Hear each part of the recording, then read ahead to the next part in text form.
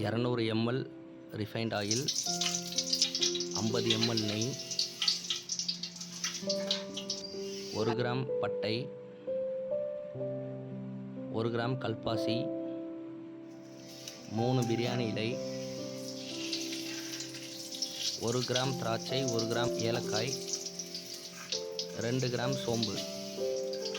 இது எல்லாத்தையும் ஆட் பண்ணிட்டு கொஞ்சம் கலர் சேஞ்ச் ஆகட்டும். சேஞ்ச் ஆனதுக்கப்புறம் முந்திரி பருப்பு 15லேருந்து 20 கிராம் சின்ன சின்னதாக உடச்சி வச்சு, அடுத்து எண்ணெயில் டைரெக்டாக வந்து கொத்தமல்லி, ஒரு கைப்பிடி கொத்தமல்லி, ஒரு கைப்பிடி புதினா, இதை டைரெக்டாக நீங்கள் எண்ணெயில் போட்டிங்க அப்படின்னா அதோட ஸ்மெல்லு, அந்த எசன்ஸ் ஃபுல்லாக வந்து இறங்கி பிரியாணி வந்து ரொம்ப அரோமா நல்லாயிருக்கும்.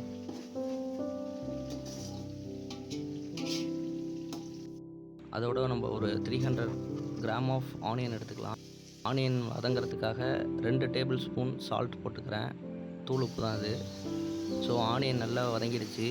நல்லா கலர் சேஞ்ச் ஆனதுக்கப்புறம் 100 கிராம் அரைச்சி வச்ச இஞ்சி பூண்டு விழுது சேர்த்துக்கிறேன். 50 கிராம் இஞ்சி, 50 கிராம் பூண்டு போட்டுட்டு அடி பிடிக்காத மாதிரி நல்லா வதக்குங்க. எண்ணெய் நல்லா திரிஞ்சு ஸ்மெல்லாம் போனதுக்கப்புறம், அந்த பச்சை வாசம் போனதுக்கப்புறம் 10 கிராம் வந்து மிளகாய் தூள் எடுத்திருக்கேன். காஷ்மீரி மிளகாய் தூள் தான் நான் எடுத்திருக்கேன். 10 கிராம் 1 கிலோவுக்கு கரெக்டாக இருக்கும். கலர் நம்மளுக்கு பிரியாணியில் சூப்பராக இருக்கும். அதை அதுவும் டேரெக்டாக எண்ணெயில் போட்டிங்க அது அப்படின்னா அதோட கலர் ஃபுல்லாக வந்து நல்லா பிரியாணி ஃபுல்லாக ஸ்ப்ரெட் ஆகி சூப்பராக இருக்கும். நம்ம கலர் பவுடரே ஆட் பண்ண தேவையில்லை. அடுத்தது தக்காளி வந்து ஒரு 200 கிராம் தக்காளி எடுத்திருக்கேன். கூட 3 பச்சை மிளகாய் எடுத்திருக்கேன். அதை நல்லா ஸ்மாஷ் பண்ணி நல்லா வதக்கிக்கோங்க. தக்காளி வதங்கிறதுக்காக கொஞ்சமாக தண்ணி சேர்த்துக்கலாம். வதக்கி எண்ணெய் திரிஞ்சு வந்ததுக்கப்புறம் ஒரு 200 ml தயிர் அங்கே ஆட் பண்ணிக்கிறேன்.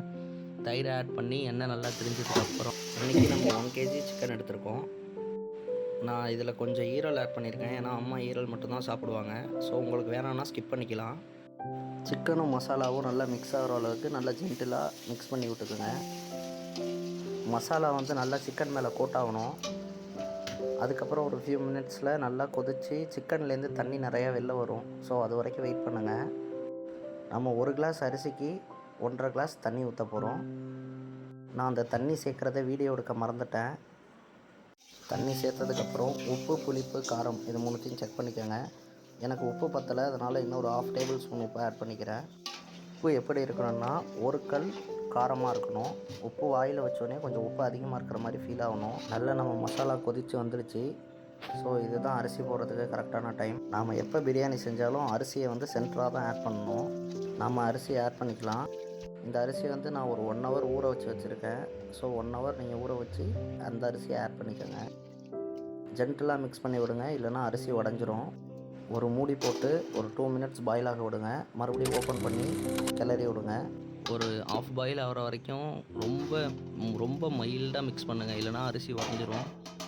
சும்மா ஒரு 2 கிளறிட்டு மூடி போட்டு வச்சுருங்க.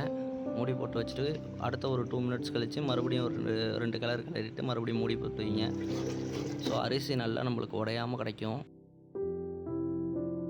அதுவே கொஞ்சம் ஒரு 60% மேலே அரிசி குக் ஆனதுக்கப்புறம் நம்ம கரண்டியோட ஹேண்டில் வச்சு நல்லா கிளறி விடுங்க.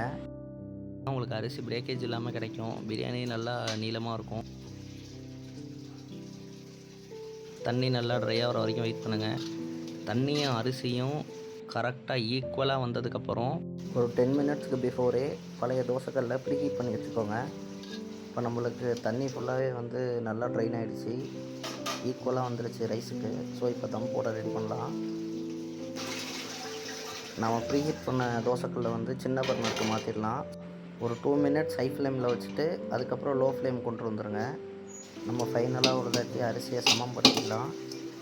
ஒரு ஈர துணியை ரெடி பண்ணி வச்சுக்கோங்க. அதை ஃபுல்லாக தம்மு லீக் ஆகாத அளவு, உள்ளார உள்ள அந்த ஸ்டீம் வந்து வெளில போகாத அளவு நல்லா லாக் பண்ணிக்கோங்க.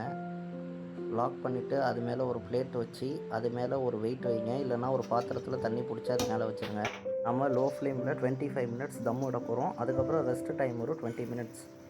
ஸோ அதுக்கப்புறம் ஓப்பன் பண்ணி பார்க்கலாம் எப்படி இருக்குன்னு. பிரியாணி ரெடி ஆகிடுச்சு. தம் ஓப்பன் பண்ணலாம். நல்லா மேலே டெக்ஸ்சர் சூப்பராக இருக்குது. ஸோ பிரியாணி நல்லா வந்திருக்கு. அதுக்கப்புறம் பிரியாணியில் கீழே தண்ணி இருக்கான்னு செக் பண்ணலாம். அடி பிடிச்சிருக்கான்னு செக் பண்ணிக்கலாம். ஸோ இப்போ எந்த தண்ணியும் கீழே இல்லை. ஸோ அடியும் பிடிக்கல. பிரியாணி கரெக்டான டைம் தம்மாக இருக்குது. நம்ம பிரியாணியை உடைக்கிறப்ப எப்போதுமே ஒரு கார்னர்லேருந்து தான் எடுக்கணும். அப்போ தான் அந்த பேலன்ஸ் உள்ள ரைஸு ஒரே சைடாக நம்ம எடுக்கும் போது ஹீட்டாகவே இருக்கும்.